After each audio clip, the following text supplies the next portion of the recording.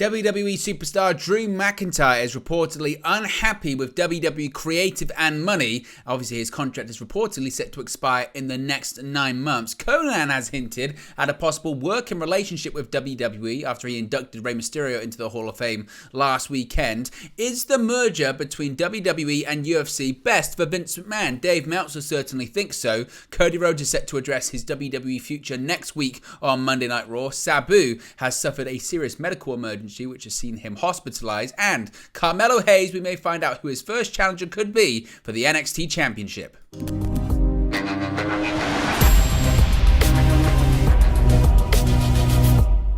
Hey guys, welcome back to Wrestling News 365. Hope everyone is doing very well. As always, there are plenty of news stories to get into in the world of World Wrestling Entertainment. Let's start off talking about the curious case of Drew McIntyre. Now, McIntyre wasn't on SmackDown last night. He was pulled from the show after suffering a health issue, or after he was dealing with a health issue. We'd also heard over WrestleMania weekend that his WWE contract was set to expire this year, and both sides were reportedly quite far apart when it came to finalizing a new deal. Now, this has got really interesting because over the course of the last 12 hours, a new report has emerged regarding a WWE star, that being McIntyre, being unhappy with his current situation creatively and financially within WWE, with his deal under discussion very soon. Of course, Drew McIntyre has had high-profile matches recently, including the triple threat match with Gunther and Sheamus at WrestleMania 39 for the Intercontinental Championship, but Wade Keller has reported a sense of dissatisfaction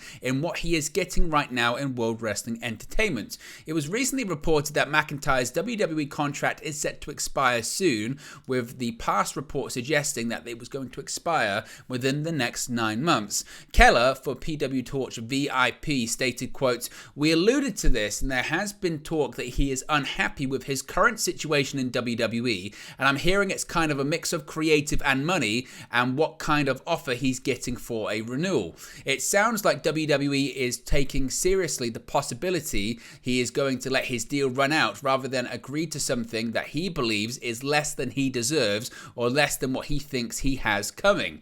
McIntyre, of course, last night on SmackDown was pulled from the show due to health issues, with Keller also stating that this was in part because he is just beat up from that match, and so just not having to travel and him getting a day off was sort of given to him, suggesting it came at either his request or the request of the WWE medical team. Of course, we have spoken quite a few times over the course of the last 9 to 12 months or so. There have been numerous instances of McIntyre working shows despite having serious illness or being injured. The beginning of last year, he came back from a neck injury. So there's a sort of combination of factors here. He's dealing with several bouts of illness that he maybe hasn't recovered from. He's dealing with some injuries that maybe he hasn't recovered from. Creative isn't up to par in his mind, and the money isn't put up to par in his mind too. Mix it all together, and you get someone that's probably less than satisfied with where they're at currently in WWE. Now, at the same time, there's still plenty of time before his WWE contract expires, so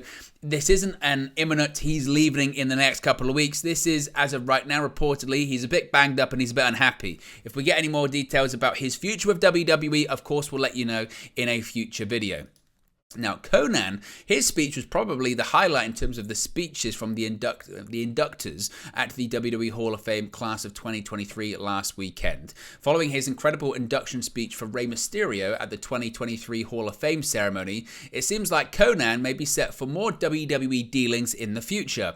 Discussing his Hall of Fame appearance on his latest Keeping It 100 podcast, the former WCW star would be asked if he met with current WWE Chief Content Officer Triple H, in which Conan would reply, quote, "Yes, I did. He was very nice. I don't want to get into it, but it looks like we might have another conversation." While Conan's appearance at the Hall of Fame was his first in the WWE since competing as Max Moon in the early 90s, gosh, that character very, very infamous.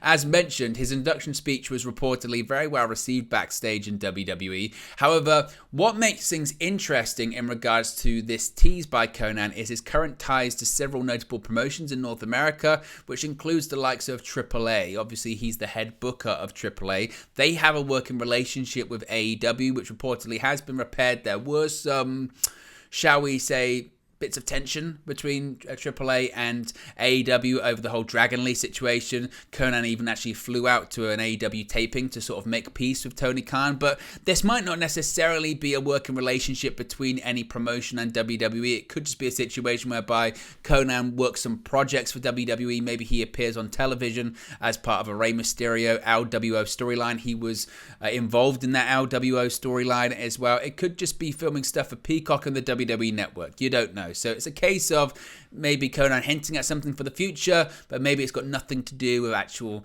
a working relationship between AAA and WWE or anything like that. Now, the biggest story this week, of course, is the merger, the acquisition of WWE by Endeavor and the merger with UFC and WWE. With Endeavor buying WWE and merging it with UFC, insight into the importance of the move for Vince McMahon has been revealed. Speaking on Wrestling Observer Radio, Dave Meltzer explored the business move and called it the best thing for Vince McMahon, saying, quote, "It was the best thing for Vince McMahon. He's back in power. He's not going to be replaced unless he wants to, and he's going to be much richer. He now has 19% of UFC, which is even more profitable than WWE. And his company and UFC are going to be more profitable because they're going to be laying off people and cutting expenses while maintaining the same fixed revenues, which are their media rights revenues. And it does make sense to own both because they are similar companies." Yeah, basically the same company, just in two different realms. In so many ways, including the way they underpay talent, the way they market things to the consumer, the way they get their revenue. UFC is a little bit better with sponsorships. WWE has a little bit higher in media rights deals. WWE can run more shows. They both can sell shows to foreign governments. Meltzer would discuss whether Ari Emanuel would negotiate a UFC deal with Saudi Arabia, although the Abu Dhabi deal may prevent such a business move. But reportedly, as of right now, given his current circumstances and given everything that's happened in the world of Vince McMahon over the past 12 months, according to Dave Meltzer, this is the best thing for him right now. Is that something you agree with? Is this acquisition by Endeavor of WWE and the subsequent merger of UFC and WWE the best thing for Vince McMahon right now? I guess, look, he's back in a position of power. He was all over Monday Night Raw this past Monday. He wasn't so much involved with SmackDown, but I guess the biggest thing is that if he wants to be, he can be, which is not a situation that he was in late last year, although he was technically back in the fold with WWE, but that was under the guise of selling the company, which he has now done. Now, speaking of Monday Night Raw, this past week, of course, it was infamous and noteworthy and newsworthy for a variety of reasons. One being the shocking double cross by Brock Lesnar on Cody Rhodes. Following the shocking conclusion to WrestleMania 39, which saw Cody Rhodes fall to Roman Reigns and the Bloodline in the main event, Rhodes has publicly reflected on the defeat for the first time. Posting to his Instagram, Rhodes would thank WWE for the opportunity to headline WrestleMania, while also spelling out what may be next for him. Cody writes, quote, "A long week. I know last Sunday was not the result I'd hoped for, and I know many fans were disappointed as well. I make no excuses. I lost. I'd be remiss if I didn't tell you how much I enjoyed the ride until Sunday night and furthermore Monday night. I would like to thank Brandy Rhodes, WWE, the City of Los Angeles, Matt Rolfe, Triple H, the McMahon family, Bruce, Conrad, Kevin Dunn, Ryan W., Ryan C. Mustache, Chad Bryan James, Ed K., John Cone, John Cena, and Make-A-Wish America for allowing me the honor to induct 15 wishes into the Circle of Champions, and many more names I may be forgetting. In addition to Nick Khan, I've taken care of my family through the festivities. Lastly, the almost 200,000 fans who attended the weekend overall, unwavering and motivating. I want to be your champion. This Monday, I hope to speak about my future with WWE and what may be next for me. Easy to say. Of course, that's on the USA Network. Following WrestleMania, Rhodes would appear on last Monday's Raw after WrestleMania 39, demanding a rematch with Roman Reigns. However, he would find himself in a tag team match alongside Brock Lesnar against Reigns and Solo Sikoa. Shockingly, Lesnar would attack Rhodes before the match would begin, seemingly setting up the American Nightmare's next angle in WWE. With Roman Reigns set to miss the next WWE Premium Live event, Backlash in Puerto Rico, will Rhodes be set for a match with the Beast instead? Despite speculation suggesting the contrary, WWE's creative plans for Cody to feud with Brock post-Mania were made at least a month in advance. However, whether it leads to a match at Backlash is yet to be confirmed. Of course, after that, there is the King and Queen of the Ring event in Saudi Arabia. Brock Lesnar is always on the Saudi shows, so it is also likely that Brock would appear and compete on that show too. So we might find out more once we get to Raw on Monday. Now, some quite sad and concerning news, actually, when it comes to ECW legend Sabu. ECW legend Sabu has reportedly been hospitalized following a medical incident while attending the Squared Circle Expo in Indianapolis, Indiana. The news was broken by the Squared Circle Expo, who released a statement detailing that Sabu had suffered a serious medical emergency. The statement is as follows, quote, "Attention, due to having a serious medical emergency while on the show floor, Sabu will not be appearing for the remainder of the expo. He is currently en route to a local medical facility. All pro photo op for the ECW Pillars Pro Op and Sabu/RVD Pro Op will be refunded cash in hand at the Pro Photo Op at their scheduled times. Our thoughts are with Sabu and all of his ECW colleagues at this time as we await some hopefully positive news on his status. Thank you for understanding." Of course, as of right now, Sabu's current condition is unknown. Of course, here at the channel, we wish to extend him our thoughts and prayers and well wishes. Here's hoping that he can pull through, and it does sound very serious, but I'm sure you'll send your thoughts, prayers as well in the comment section below. Finally, Carmelo Hayes, we have a brand new NXT champion, and we're about to find out who the next challenger, or the first challenger rather, for the NXT championship is going to be. At NXT Stand and Deliver, Carmelo Hayes defeated Bron Breakker to become the new NXT champion, ending his lengthy reign.